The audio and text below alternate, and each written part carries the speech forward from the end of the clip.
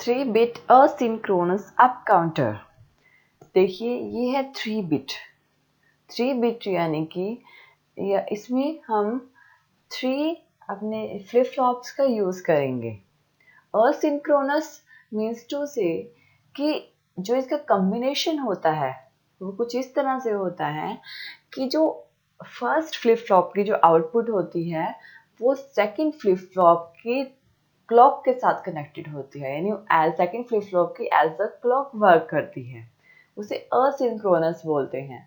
और up counter का होता है जो अप काउंट करेगा, यानी 0 1 2 3 4 अप में काउंट करता है।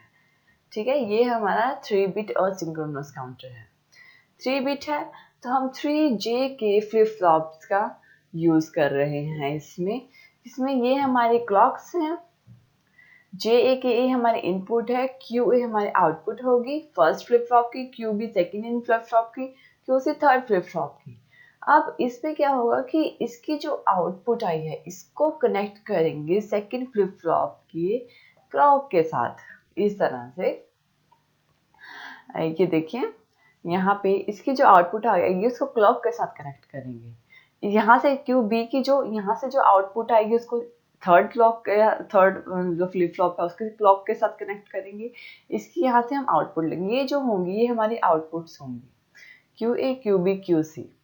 और J और K पे जो भी हम इनपुट प्रोवाइड करेंगे वो होगी लॉजिक 1 इनपुट जो कि टॉगल करेगी। ठीक है ना, तो हम इसमें क्या प्रोवाइड करेंगे, लॉजिक 1 जो कि कॉमन इनपुट होगी सारे फ्लिप फ्लॉप्स के लिए। यानी कि जब JA और KA, J के फ्लिप फ्लॉप में J और K दोनों 1 होंगे तो वो टॉगल करेंगे, यानी कि जो नेक्स्ट स्टेट होगी QN प्लस, ये जो हमारी प्रेजेंट स्टेट है QN+1 जिस पे हम हैं, उसकी जो नेक्स्ट स्टेट होगी वो कॉम्प्लीमेंट होगी। ठीक है ना, इस तरह से, क्योंकि J के फ्लिप फ्लॉप में वो टॉगल करती है। अब यहाँ पे 3 बिट्स है, 3 बिट्स में आउटपुट 3 बिट्स में आएगी जो कि रिप्रेजेंट कर सकती है लास्ट 1 1 1 में, 0 0 0 से 1 1 1 में। ठीक है, 0 1 2 3 4 5 6 7 इस तरह से रिप्रेजेंट करती है 3 बिट्स। अब इसमें देखिए क्या होगा, यहाँ से हम QA QB QC से हमारा काउंटर आउटपुट आएगी। हम क्या करेंगे, क्लॉक, ये जो क्लॉक होती है हम यहाँ से प्रोवाइड करते हैं साइकिल्स। ये फर्स्ट साइकिल है, ये सेकंड साइकिल है, ये थर्ड साइकिल है, इस तरह से ये हमारी साइकिल्स हैं, यानी कि टोटल 8 साइकिल्स हैं हमारी। 3 बिट्स, अगर आपको एक चीज़ देखिए, अगर 3 बिट्स है तो 8 साइकिल ले लीजिए, 4 बिट्स है तो 16 साइकिल ले लीजिए। वो एज 8 क्यों लेनी है, क्योंकि ये जो 3 बिट काउंटर होता है वो 7 यानी 0 0 0 से 7 1 1 1 तक काउंट करता है, इसीलिए। और ये जो फ्लिप फ्लॉप है नेगेटिव एज ट्रिगर है, नेगेटिव एज ट्रिगर है। देखिए कैसे, क्योंकि ये जो बबल है ये शो करता है नेगेटिव और ये शो करेगा एज, यानी नेगेटिव एज ट्रिगर है ये, यानी ये सिर्फ नेगेटिव एज में ही वर्क करेगा। ये जो फर्स्ट साइकिल है उसकी नेगेटिव है, सेकंड की नेगेटिव एज, थर्ड की नेगेटिव एज, इसमें वर्क करेगा। अब इसमें QA QB और QC की वैल्यू कैलकुलेट करेंगे। सबसे पहले हम देखेंगे QA की वैल्यू। QA की वैल्यू जब हमारी फर्स्ट नेगेटिव, हम एज्यूम करते हैं कि हमारी पहले QA 0 है, लेकिन जैसे ही नेगेटिव साइकिल आई तो वो क्या होगी, वो टॉगल करेगी, यानी कि अगर 0 होगी तो वो 1 हो जाएगी, हाई हो जाएगी, और तब तक हाई रहेगी जब तक कि अनदर नेगेटिव एज नहीं आ जाती, यानी जब ये वाली एज आएगी यहाँ तक हाई रहेगी, कुछ इस तरह से। पहले लो रहेगी, जैसे ही नेगेटिव एज आई वो हाई हो गई, फिर वो हाई रहेगी तब तक जब तक अगेन नेगेटिव एज नहीं आ जाती, फिर नेगेटिव एज आई, फिर क्या होगी, फिर टॉगल करेगी, फिर वो लो हो जाएगी, इस तरह से। और फिर नेगेटिव एज आएगी, फिर वो फिर से हाई हो जाएगी नेक्स्ट नेगेटिव एज तक, क्योंकि वो नेगेटिव एज में वर्क कर रही है। इसी तरह से ही यहाँ पे नेगेटिव एज आई तो फिर से लो हो जाएगी, यहाँ पे नेगेटिव एज मिलेगी फिर से हाई हो जाएगी। तो हमारे पास QA की वैल्यू आएगी यहाँ से, यानी QA की। अब देखिए QB की वैल्यू क्या होगी, QA की जो साइकिल्स हैं वो आई है। क्यू बी की क्या होगी, इस ए फ्लिप फ्लॉप की जो भी आउटपुट आई है उसे कनेक्ट किया गया है सेकंड फ्लिप फ्लॉप के साथ एज अ क्लॉक। यानी कि अब हम जब क्यू बी की वेवफॉर्म बनाएंगे, साइकिल्स बनाएंगे, तो उसके लिए हमें इन क्लॉक्स की ज़रूरत नहीं पड़ेगी, हमें इन क्लॉक्स की ज़रूरत पड़ेगी जो कि क्यू ए से आई हैं।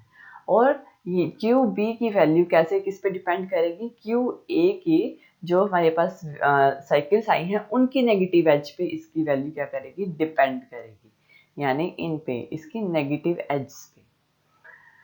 अब क्यू बी की वैल्यू, सबसे पहले इनिशियल वैल्यू 0 है, तो हम अज्यूम करते हैं कि इनिशियल वैल्यू 0 है, तो ये 0 रहेगी। और ये कब तक 0 रहेगी, जब तक कि नेगेटिव एज नहीं आ जाती, यानी यहाँ तक 0 रहेगी। जैसे ही नेगेटिव एज आएगी, क्योंकि नेगेटिव एज डिटेक्टर है ये देखिए, तो क्या होगी, वो हाई हो जाएगी और तब तक हाई रहेगी जब तक अनदर नेगेटिव एज नहीं आ जाती, इस तरह से। फिर यहाँ पे टॉगल किया उसने, जैसे ही नेगेटिव एज आई वो फिर से लो हो जाएगी, फिर नेगेटिव एज आएगी वो फिर से हाई हो जाएगी नेक्स्ट नेगेटिव एज तक, इस तरह से। और इसके बाद जैसे ही नेगेटिव है फिर से लो हो जाएगी, यानी कि टॉगल कर रही है 0 से 1, 1 से 0। नेक्स्ट क्यू सी की वैल्यू, क्यू सी की वैल्यू सेम जैसे हमने पहले किया था, क्यू बी जो भी हमारे पास ये आउटपुट आई है इस फ्लिप फ्लॉप की, उसको हमने थर्ड फ्लिप फ्लॉप सी के साथ एज क्लॉक ऐड करवा दिया, यहाँ से क्यू ए और क्यू बी की वैल्यू आ जाएगी, ऐड करवा दिया, एज अ क्लॉक वर्क कर रही है। तो इसकी जो भी आउटपुट आएगी वो डिपेंड करेगी क्यू बी की साइकिल्स पे, और अगेन ये भी नेगेटिव एज में वर्क करेगी, यानी कि इस नेगेटिव एज में और देन इस वन नेगेटिव एज में, इस तरह से। तो क्यू सी की वैल्यू क्या आएगी, क्यू सी इनिशियल वैल्यू लो है तो ये क्या रहेगी, लो, जब तक नेगेटिव एज नहीं आया। जैसे ही नेगेटिव एज आई ये क्या हो जाएगी, हाई, इस तरह, ठीक है ना। तो यहाँ से हमारे पास क्यू ए, क्यू बी और क्यू सी की वैल्यूज आ गई हैं। अब इसका हम ट्रुथ टेबल बनाते हैं।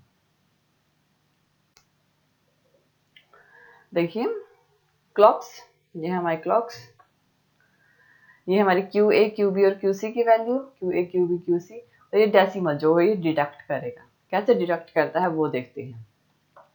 इनिशियल वैल्यू क्या होती है, 0 0 0। इनिशियल वैल्यू क्या होती है, 0 0 0। तो डेसिमल क्या होगा, 0 0 0 क्या होता है, 0, तो ये 0 कैलकुलेट करेगा। नेक्स्ट है फर्स्ट, जो फर्स्ट फॉलिंग एज होती है, नेगेटिव एज होती है, ये वाली फर्स्ट फॉलिंग एज पे क्यू ए की वैल्यू क्या है, क्यू ए की वैल्यू है 1, क्यू बी की वैल्यू है 0, क्यू सी की वैल्यू है 0। फर्स्ट फॉलिंग एज पे 1 0 0, ठीक है। फर्स्ट फॉलिंग एज पे क्यू ए की वैल्यू है 1, बी और सी दोनों 0, तो डेसिमल क्या है, 1। जैसे ही अनदर फॉलिंग एज आई, सेकंड फॉलिंग एज, उस टाइम पे क्यू ए की वैल्यू है 0, क्यू बी की वैल्यू है 1, क्यू सी की वैल्यू है 0, यानी कि Q A 0, Q B 1, Q C 0। तो ये सेकंड फॉलिंग एज में 0, क्यू बी 1, क्यू ए 0, यानी डेसिमल होगा 2। अब काउंट कर रहा है। नेक्स्ट है ये वाली थर्ड फॉलिंग एज में क्यू ए की वैल्यू है 1, ये वाली देखेंगे यहाँ पे, ये वाली क्यू बी है 1, क्यू सी है 0, क्यू सी है 0, यानी क्यू सी 0 है, ए बी 1 है। थर्ड फॉलिंग एज में तो काउंट करिएगा 3। फोर्थ फॉलिंग एज में क्यू ए है 0, क्यू बी है 0, क्यू सी है 1, 0 0 1, इस तरह से ही है।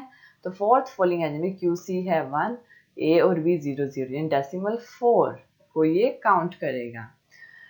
फिफ्थ फॉलिंग एज में, इस पे फिफ्थ फॉलिंग एज में 1 0 1 1 0 1, फिफ्थ फॉलिंग एज में 1 0 1, ए बी सी, यानी 5 5 काउंट करेगा। सिक्स्थ फॉलिंग एज में 0 1 1 0 1 1, यानी कि ए 0 है, बी 1 है, सी 1 है। ये देखिए क्यू ए 0 है, क्यू बी 1 है, क्यू सी 1 है, यानी 6 काउंट करेगा।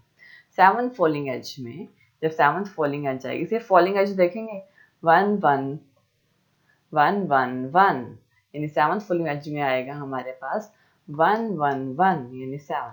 जैसे एट फॉलिंग एज जाएगी तो क्या होगा, ये फिर से इनिशियल वैल्यू पे आ जाएगा, 0 0 0 से स्टार्ट कर देगा, यानी 0 0 0। इसी वजह से देखिए एट्थ फॉलिंग एज आते ही वो 0 0, यानी कि यहाँ पे भी 0 हो जाएगा, यहाँ भी 0 हो जाएगा और ये भी 0 रहेगा, तो इनिशियल वैल्यू पे आ जाएगा। इस तरह से ये क्या शो करता है, हमारे जो ये काउंट करता है 0 से 7, यानी कि टोटल 8, और जो हमारी वो है काउंटर है टोटल 8 को काउंट करता है। इसमें टोटल 8 स्टेट्स होती हैं, वो कैसी आई हैं, 8 स्टेट देखिए यहाँ पे 8 स्टेट्स होती हैं, 0 0 0 0 0 1, ये टोटल 8 स्टेट है, इसको नहीं लेंगे, सिर्फ इतनी टोटल 8 स्टेट्स हैं।